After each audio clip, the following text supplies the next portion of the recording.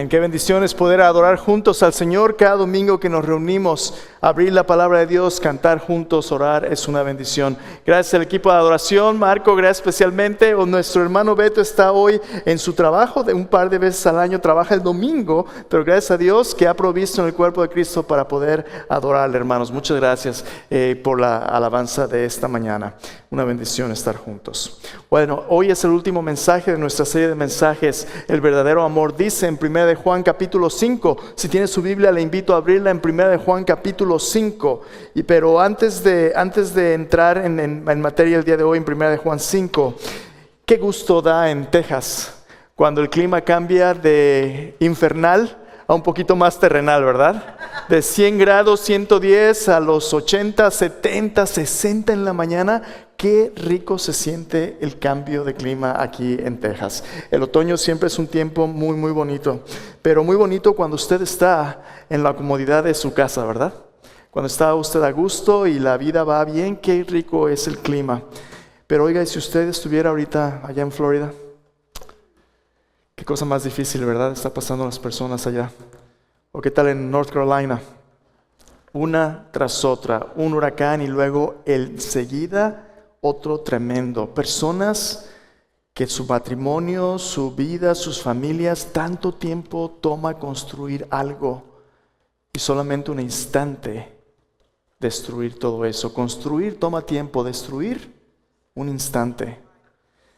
Si usted y yo el día de mañana despertáramos en medio de un huracán, ¿tendríamos algún lugar donde estar firmes? ¿Tendríamos en nuestra fe algo en qué confiar? ¿O sería esto el final de nuestra fe? ¿Serían las aflicciones, serían las dificultades algo que pudiera causarnos decir, ¿sabes qué? Yo a esto mejor ya no.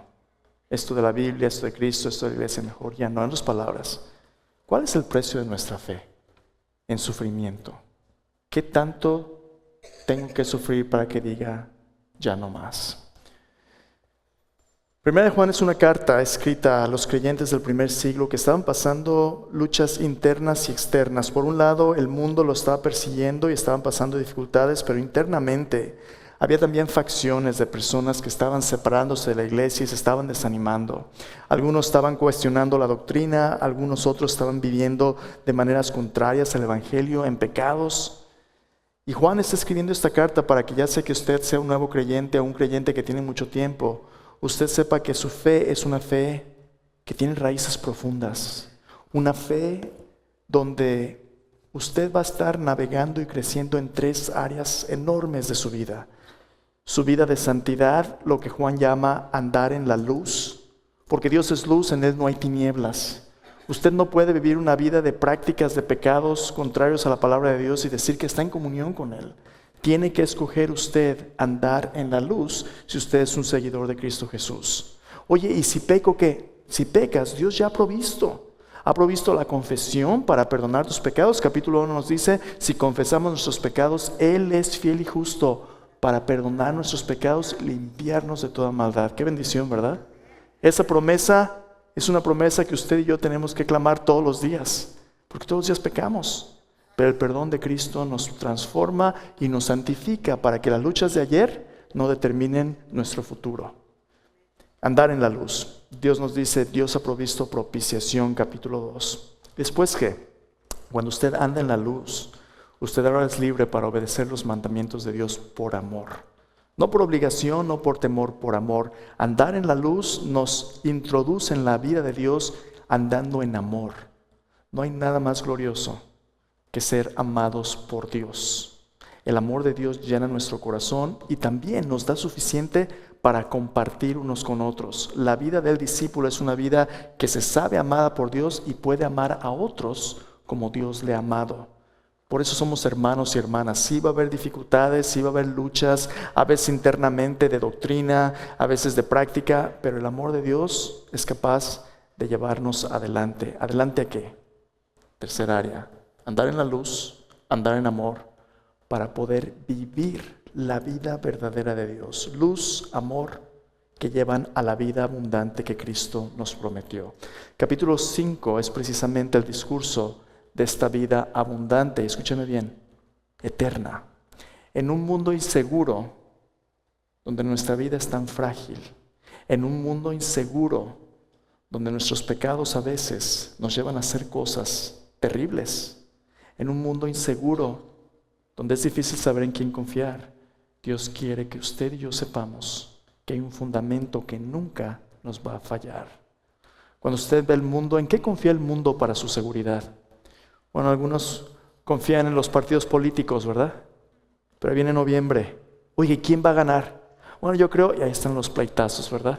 Los debates, ahí está la gente, pero gane quien gane. Nuestra esperanza no está puesta en los reinos de este mundo ni en los sistemas políticos de este mundo.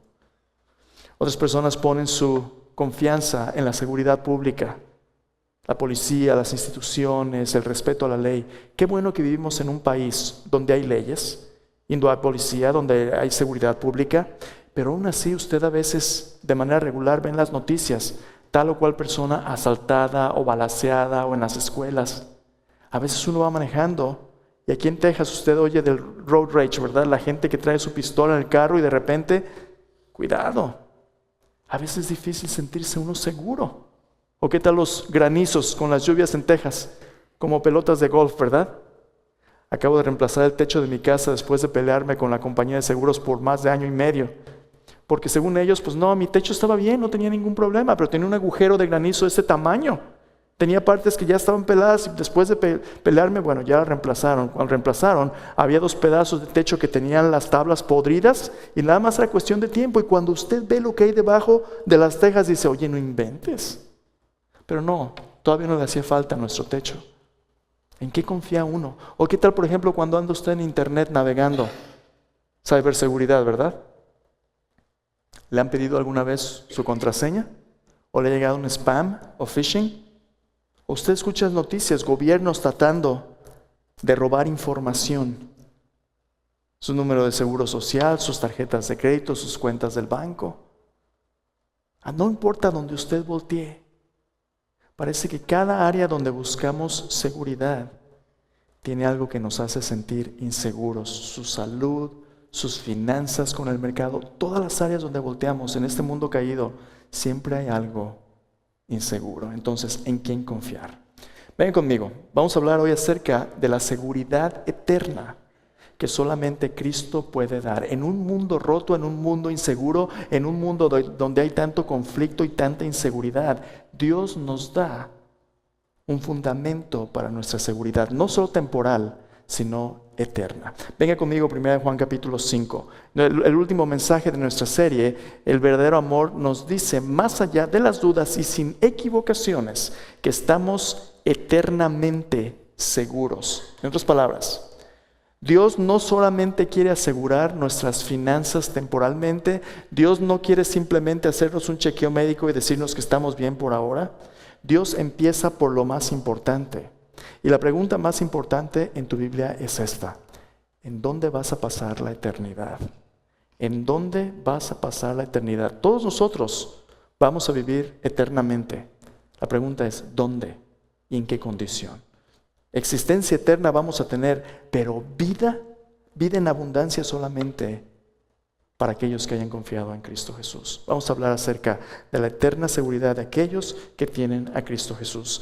Y la pregunta de este día es en 1 Juan 5, de nuevo le repito, es esta. Dice, ¿por qué pueden los seguidores de Cristo vivir confiadamente en un mundo de tanta incertidumbre? Dios no quiere que usted y yo vivamos en temor y en incertidumbre.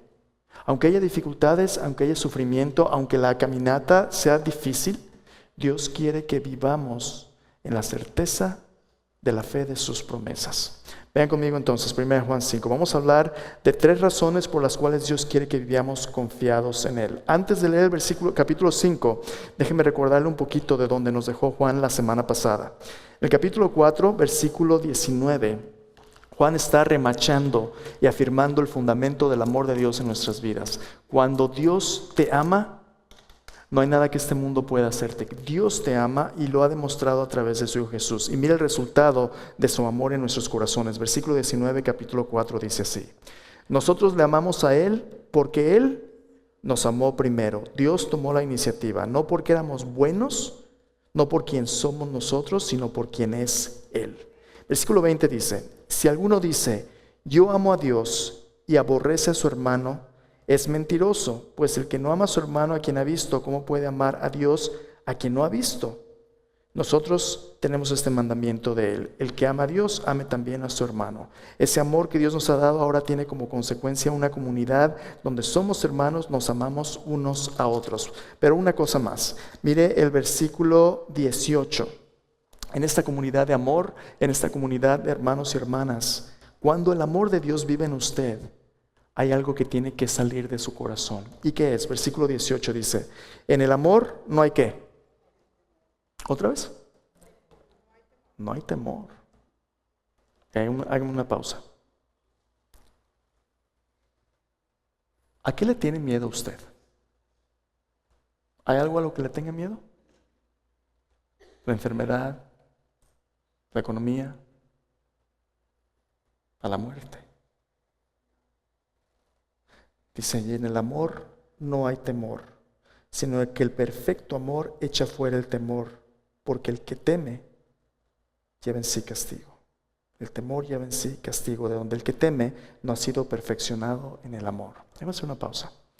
A lo mejor tú te sientas aquí domingo a domingo, pero vives en temor y en ansiedad, preguntándote: Señor, ¿cómo le voy a hacer? Esos problemas que vengo cargando son tan abrumadores que yo no sé cómo le voy a hacer. Alzaré mis ojos a los montes. ¿De dónde vendrá mi socorro? Mi socorro viene de Jehová, que hizo los cielos y la tierra. No dará tu pie al resbaladero, ni se dormirá el que te guarda. Aquí que no se adormecerá, ni dormirá el que guarda a Israel. Jehová es tu guardador. Jehová es tu sombra a tu mano derecha. El sol no te fatigará de día, ni la luna de noche. Jehová te guardará de todo mal. Él guardará tu alma. Jehová guardará tu salida y tu entrada desde ahora y para siempre. Salmo 121 nos dice que en un mundo tan inseguro, en un mundo tan incierto, tan difícil, así como nos va a decir 1 Juan capítulo 5, hay un Dios que nos ve, nos conoce y ha provisto un fundamento para nuestra seguridad, no basado en nuestros recursos, sino en los de Él. Vengan conmigo entonces, 1 Juan capítulo 5. ¿Cómo vivir confiadamente en un mundo con tanta inseguridad e incertidumbre? Los seguidores de Cristo pueden vivir confiadamente en un mundo de incertidumbre porque por tres razones. La primera de ellas es esta: Dios les ha dado la victoria sobre el mundo en su fe. Note capítulo 5, 1 Juan 5, versículo del 1 al 5, lo que Juan dice en este pasaje. Dice, versículo 1 al 5, 1 Juan 5. Todo aquel que cree que Jesús es el Cristo es nacido de Dios. Y todo aquel que ama al que engendró, ama también al que ha sido engendrado por él. En esto conocemos que amamos a los hijos de Dios, cuando amamos a Dios y guardamos sus mandamientos. Pues este es el amor de Dios, que guardemos sus mandamientos no son gravosos. Porque todo lo que es nacido de Dios vence al mundo, y esta es la victoria que ha vencido al mundo, nuestra fe. ¿Quién es el que vence al mundo, sino el que cree que Jesús es el Hijo de Dios? Versículo 1 al versículo 5. Juan ya nos ha dicho en el capítulo 4 que en el amor no hay temor. Entonces, si cuando el amor de Dios está en nuestros corazones empieza a reemplazar este temor y el temor sale del corazón, ¿qué es lo que toma lugar en lugar de temor como nuestra motivación cuando Dios en su amor llena nuestro corazón? Juan nos dice, es nuestra fe. Es nuestra confianza en las promesas de Dios. Y lo maravilloso de la fe es esto, que la fe es el vínculo que nos une a la nueva vida de Dios. Juan, en este pasaje, habla acerca de una humanidad rebelde, separada de Dios, a la cual llama al mundo. De hecho, en los capítulos anteriores, Juan habló acerca de no amar al mundo, ¿se acuerda? Dice, no améis al mundo ni las cosas que están en el mundo, todo lo que hará. Si alguno ama al mundo, el amor del Padre no está en él. Porque todo lo que hay en el mundo, ¿qué sucede? Es contrario a Dios. 3 cosas dice: los deseos de la carne, los deseos de los ojos, la vanagloria de la vida no provienen del Padre, sino del mundo. El mundo pasa y sus deseos, pero el que hace la voluntad de Dios permanece para siempre. Cuando Juan utiliza la palabra mundo en su carta, habla acerca del sistema organizado de la humanidad en contra de Dios, basado en sus deseos carnales, basado en las lujurias de los ojos, basado en todo el orgullo de la vida. Y Juan nos dice, todo esto está pasando, pero el reino de Dios viene. Y la eterna provisión de Dios, la vida verdadera de Dios, el reino de Dios permanece para siempre. Entonces, ¿dónde vas a pasar la eternidad? Pero aquí está lo interesante. Dios quiere que el mundo no se pierda. Ahora, el mundo no como el sistema de cosas perverso que Satanás controla, el mundo como la humanidad. Juan a veces utiliza la misma palabra mundo para referirse a la humanidad bajo el control del enemigo. Pero es a esta humanidad que Dios ama.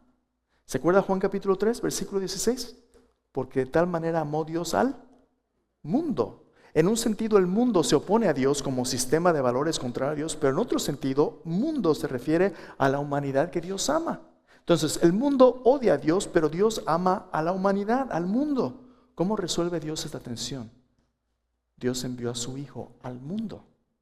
Porque de tal manera amó Dios al mundo que ha dado a su Hijo unigénito para que todo aquel que, escúcheme bien, que crea en Él, no se pierda, mas tenga vida eterna. Cristo vino a este mundo, vivió una vida perfecta, y a pesar de haber vivido una vida perfecta, la gente le aborreció. Jesús recibió todo el odio del mundo. Jesús muere en la cruz. ¿Por qué? Porque el mundo lo mató. Sí, no. El mundo sí conspiró en contra suya. El mundo sí lo sentenció a la cruz. Pero en realidad Jesús dijo, a mí nadie me quita mi vida. Yo de mí mismo la pongo. Yo tengo poder para ponerla y volverla a tomar. Para que el mundo sepa que yo amo al Padre. Como el Padre me mandó, así yo hago. Jesús entregó su vida por nosotros. ¿Sabes por qué? Porque Jesús le dijo al mundo, dame tu mejor golpe. El mundo produjo la muerte, porque la muerte es la consecuencia del pecado. La paga del pecado es muerte. Jesús dijo, ¿sabes qué? Ponlo a mi cuenta, yo lo voy a pagar. Dios nos dio lo mejor de sí mismo al darnos a Jesús. Y nosotros le dimos muerte. ¿Pero sabes qué? Dios es más grande que lo que este mundo pueda producir. Jesús murió, fue sepultado y al tercer día se levantó de entre los muertos. ¿Qué significa eso? Escúchame bien. Jesús tiene el poder de hacer lo que este mundo no puede hacer. Tú puedes ir con el médico, tú puedes tener seguro de vida, tú puedes tener un montón de dinero, pero a la hora de nuestra muerte, todas nuestras armas son impotentes. Pero adivina qué. Jesús se levantó al tercer día de entre los muertos y vino y le dijo a sus discípulos que Él es el que estuvo muerto, mas he aquí que vive por los siglos de los siglos. Él es el primogénito de entre los muertos, el preeminente, el primero de una nueva humanidad glorificada que ya no muere. Jesús venció a la muerte y lo único que nos pide para derrotar a la muerte, no solamente personalmente, sino en nuestras vidas, para darnos un nuevo comienzo, es que tengamos fe en Él. Juan nos dice, cuando tú pones tu fe en Jesús como tu Salvador, cuando tú crees que Él es el Hijo de Dios, que Él es el Mesías prometido, que Él es quien murió por ti y resucitó, en ese momento tú eres nacido de Dios. Y todo lo que nace de Dios vence al mundo, porque todo lo que nace de Dios permanece para siempre. ¿Has recibido tú ya el regalo de la vida eterna? No hay nada más triste. No hay nada más triste que el funeral de un incrédulo. ¿Sabes por qué? Porque esos 60, 70, 80 años de vida, como hayas vivido bien o mal, van a llegar a un momento donde este sea tu último día. Y la eternidad hacia adelante es muy larga. Si tú mueres sin esperanza, ¿de qué se trató entonces tu vida? Pero Jesús nos dice, que a diferencia de este mundo, la muerte no es la última palabra. ¿Y sabes qué es lo que Jesús dice? Confía en mí, yo ya pasé por ahí. ¿Recuerdas el Salmo 23? Jehová es mi pastor, nada me faltará, nada me faltará.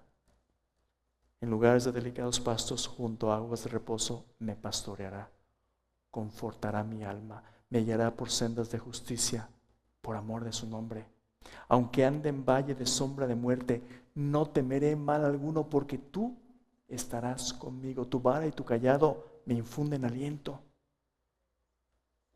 Juan dice, esa es la victoria que ha vencido al mundo, nuestra fe. Mira el versículo 2 de nuevo, dice, en esto conocemos que amamos a Dios, en esto conocemos que amamos a los hijos de Dios, cuando amamos a Dios y guardamos sus mandamientos. Cuando tú tienes fe en el Hijo de Dios, una consecuencia natural de tu fe va a ser vivir de acuerdo a la palabra de Dios. ¿Sabes qué? Tú no vas a ser una persona que es controlada ni dominada por tus temores, como si vivieras sin Dios. Este mundo, ¿se fija cómo es controlada por los temores? Todas las noticias siempre es pánico. Hace un par de semanas, las noticias, ¿verdad? Del strike, de las huelgas con los trabajadores ahí en los puertos. ¿Qué estaban diciendo las noticias? No, váyase a la tienda y cómprese porque no va a haber. Todos los anaqueles van a estar vacíos. No va a haber nada. Y otra vez lo mismo que COVID, ¿verdad? ¿Qué se empezó a acabar? El papel higiénico. Pues es una de las urgencias más graves, me imagino, ¿verdad? ¿Qué hacemos sin papel higiénico? Pero es que esto es puro miedo. Los medios de comunicación mueven a la gente a veces por el medio, porque ¿qué vas a hacer? Si se acaba el papel higiénico, no, pues se acabó la vida. Juan nos dice, ¿sabes qué? Tú no seas dirigido por los miedos, deja que la palabra de Dios te guíe. Deja que los mandamientos de Dios te guíen, porque sus mandamientos son verdad. Deja que el amor de Dios te guíe. No seas del montón del mundo. Tú y yo fuimos llamados a salir del mundo, y eso es lo que la iglesia es. La iglesia es una asamblea de personas libres llamados fuera del mundo. Eso significa la palabra iglesia, eclesia. Ek es una preposición fuera de, y kaleo llamar, los llamados fuera. Dios nos llamó a salir del mundo. ¿Por qué? Porque el Señor Jesús ya lo venció. Él tiene algo mejor para nosotros. Pero eso no es todo. Dios también ha dado a sus seguidores la victoria sobre la muerte. Hermanos, aquí es donde está el temor. Una es las presiones del mundo, pero otra es la realidad e inevitabilidad de la muerte. Mira el versículo 6 al versículo 12. Dice, este es Jesucristo que vino mediante agua y sangre. No mediante agua solamente, sino mediante agua y sangre. El Espíritu es el que da testimonio, porque el Espíritu es la verdad. Porque tres son los que dan testimonio en el cielo, el Padre, el Verbo y el Espíritu, y estos tres son uno. Y tres son los que dan testimonio en la tierra, el Espíritu, el agua y la sangre, y estos tres concuerdan. Si recibimos el testimonio de los hombres, mayor es el testimonio de Dios, porque es el testimonio que Dios ha testificado acerca de su Hijo. El que cree en el Hijo de Dios tiene el testimonio en sí mismo. El que no cree a Dios le ha hecho mentiroso, porque no ha creído en el testimonio que Dios ha dado acerca de su Hijo. Este es el testimonio, que Dios nos ha dado vida eterna, y esta vida está en su Hijo. El que tiene al Hijo tiene la vida, el que no tiene al Hijo de Dios no tiene la vida. Mira versículo 11 y 12. ¿En qué consiste realmente tener vida? En tener al Hijo. Si tú tienes a Jesús en tu vida, tú tienes vida. Si no tienes a Jesús, esta no es vida. Es una muerte en vida. Varias cosas de este pasaje. Versículo 6 al versículo 8, Juan habla acerca del testimonio. Y habla acerca de agua, de espíritu, de sangre. ¿De qué está hablando Juan aquí? Es confuso, ¿verdad? Y luego, si usted está leyendo, la versión que estoy leyendo es la versión Reina Valera 1960, un poquito de español antiguo. Pero si usted está leyendo la nueva versión internacional o una versión más reciente, usted se dará cuenta que el versículo número 7 no estará presente en su versión. Versículo 7 muy probablemente no sea un versículo del texto original, es posiblemente una glosa marginal que alguien puso ahí. Entonces versículo 7 lo más probable es que no sea parte de su texto original.